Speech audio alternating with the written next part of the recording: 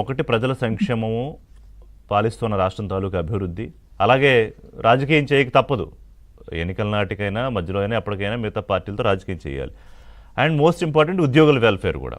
గతంలో కొన్ని సందర్భాలు ఉన్నాయి, ఉద్యోగస్తుల కోపం రావడము, సరే ఓడించేంత స్థాయి ఉందా లేదా అంటే, బట్ ఎంతో కొంత డ్యామేజ్ చేయగలిగిన పరిస్థితి కూడా చూసాం. కానీ ఇప్పుడు ఆ అవకాశం ఉద్యోగస్తులకి ఇవ్వాలని చంద్రబాబు నాయుడు గారు అనుకోవట్లేదు, ప్రజలకి ఇవ్వాలనుకోవట్లేదు, పార్టీలకి ఇవ్వాలనుకోవట్లేదు. సో దట్ మీకు ఎలా అనిపించింది సూర్యనారాయణ గారు పెట్టిన ప్రపోజల్? ముఖ్యమంత్రి గారు ఆలోచన ఏ విధంగా ఉండొచ్చు? అవును సార్, సూర్యనారాయణ గారు మంచి ప్రతిపాదన పెట్టారు. అది గొప్ప ప్రతిపాదన కూడా, ఎందుకంటే దానికి మల్టీ డైమెన్షన్స్ ఉన్నాయి.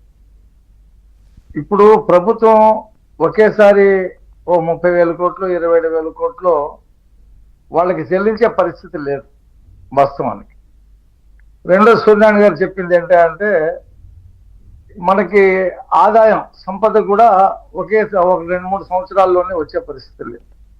ఈ కంపెనీలన్నీ కూడా ల్యాండ్ అయ్యి ఇప్పుడు మన గూగులే 10,000 కోట్ల రూపాయలు ట్యాక్సుల రూపంలో మనకి చెల్లించే పరిస్థితి. అది ఇప్పుడు 2-3 సంవత్సరాలు 4 సంవత్సరాల తర్వాత. అలాగే వాళ్ళు ల్యాండ్ అయ్యేటువంటి పరిశ్రమలు కానీ, ఇరిగేషన్ ప్రాజెక్టులు కంప్లీట్ అయ్యి వ్యవసాయం ద్వారా వచ్చేటువంటి ఉత్పత్తుల ద్వారా కానీ, అలాగే ఇతర కంపెనీల వల్ల వచ్చేటువంటి ట్యాక్సుల వల్ల కానీ సంపద ఖచ్చితంగా సృష్టించబడుతుంది. కానీ అది 29 లోపల అవుతుందా అంటే చెప్పలేము మనం.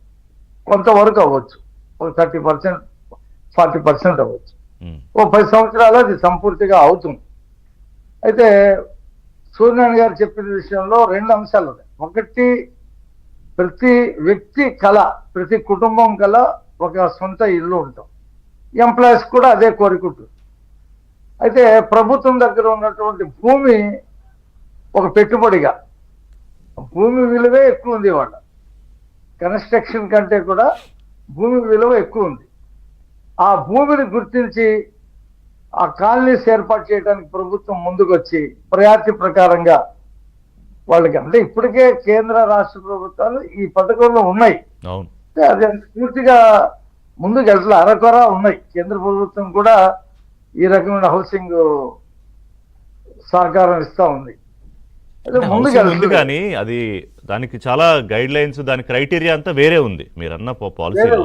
అయితే ఇప్పుడు ఈ ఎంప్లాయీస్ కూడా అంటే ఇప్పుడు మండలాల్లో పనిచేసే వాళ్ళు, పంచాయతీల్లో పనిచేసే వాళ్ళు, వీళ్ళందరూ కూడా ఆ ఊర్లోనే ఇల్లు కట్టుకోవాలని చెప్పి అనుకోరు. వాళ్ళు డిస్ట్రిక్ట్ హెడ్ క్వార్టర్కో లేదా అట్లీస్ట్ తాలూకా హెడ్ క్వార్టర్కో సెటిల్ అవ్వాలని చెప్పేసి అనుకుంటారు. గ్రామంలో సెటిల్ అవ్వాలని చెప్పి అనుకోరు.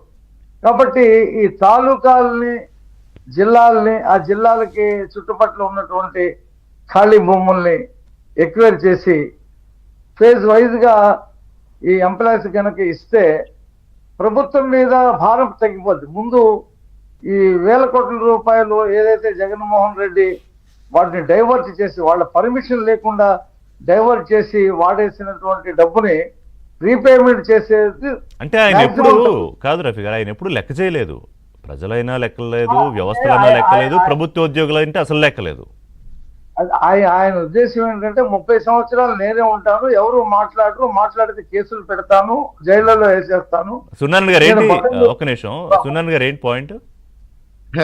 ఒకటి సార్, నేను చెప్పిన దానిలో ప్రతిపాదనలో ఆచరణలోకి వస్తే వచ్చే మైలేజ్ ఏంటంటే 1 స్ట్రోక్ తో మాకు రావాల్సిన 33,000 కోట్ల బాకీ పోతుంది. ఎందుకంటే మా డబ్బుతోనే మాకు భూమి ఇస్తారు.